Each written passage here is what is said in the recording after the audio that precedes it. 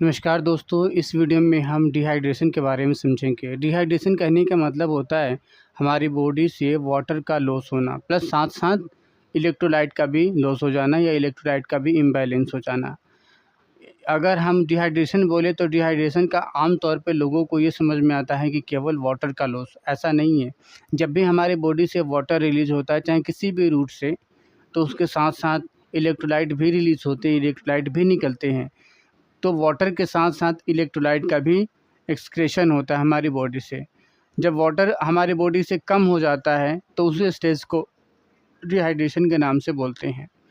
Electrolyte इसमें comparatively देखा जाता है कि वाटर ज़्यादा रिलीज़ हुआ है या इलेक्ट्रोलाइट ज़्यादा रिलीज़ हुआ है या वाटर और इलेक्ट्रोलाइट दोनों एक साथ रिलीज़ हुए समान समान मात्रा में, किस तरीके से रिलीज़ हुआ है। तो इसी बेसिस पे इलेक्ट्रोलाइट को अलग अलग पार्ट में डिवाइड किया गया, यानी कि अलग अलग इसके कैटेगरीज बने हुए हैं, अलग अलग टाइप्स बने हुए हैं। हम इन्हीं सब चीज़ों को समझेंगे, तो चलिए शुरू करते हैं। देखिए, डिहाइड्रेशन कहने का मतलब होता है रिडक्शन या loss of water from body is known as dehydration.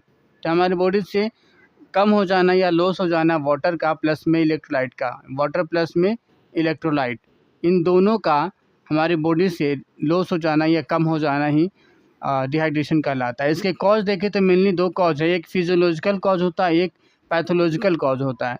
Physiological cause अगर देखें तो हमारी बॉडी की नॉर्मल फिजियोलॉजी में जो डिस्टर्बेंसेस आ रही हैं या नॉर्मल फिजियोलॉजी के कारण होता है, जैसे कि स्टारवेशन। अगर आप लंबे समय तक भूखा रहते हैं, खाना नहीं खाते, पानी नहीं पीते हैं, तो आपके बॉडी से अपने आप ही डिहाइड्रेशन की कंडीशन में चला जाएगा। योगा करती हैं ज़्यादा, एक्सरसाइज ज़्यादा करते हैं या ज़्यादा हार्ड वर्किंग वाला काम करते हैं या आपकी बॉडी में स्वेटिंग ज़्यादा आती है, धूप वगैरह में ज़्यादा रहते हैं, आपकी बॉडी से वाटर और इलेक्ट्रोलाइट दोनों रिलीज होंगे।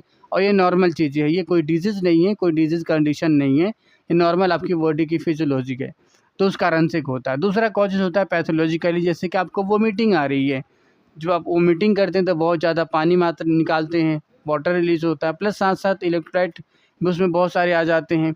डायरिया आपको हो जाता है, पेट खराब हो जाता है, या आपको डायूरेटिक मेडिसिन कोई ले रहे हैं, या आप डायबिटिक पेशेंट हैं तो बार बार पेशाब करने जाना पड़ता है, या एक ऐसे डिजीज़ से आप परेशान हैं जिसमें आपको डायूरेटिक मेडिसिन लेना पड़ता हो, तो उसमें भी आपको वाटर का रिलीज़ ज़्यादा होता है। जितना ज़्यादा पेशाब करेंगे उतना ज़्यादा वाटर रिलीज़ होगा ये।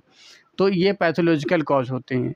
इसके टाइप देखें तो डिहाइड्रेशन के मेनली 3 टाइप है। पहला है हाइपोटोनिक, और इसको हाइपोनेट्रीमिया के नाम से भी जाना जाता है। दूसरे का नाम है हाइपरटोनिक या हाइपरनेट्रेमिक, और तीसरा आइसोटोनिक या आइसोनेट्रेमिक। देखिए, हाइपोटोनिक कहने का मतलब क्या है, एक ऐसा सॉल्यूशन जिसमें सोल्यूट कम है, सॉल्वेंट ज़्यादा है, राइट।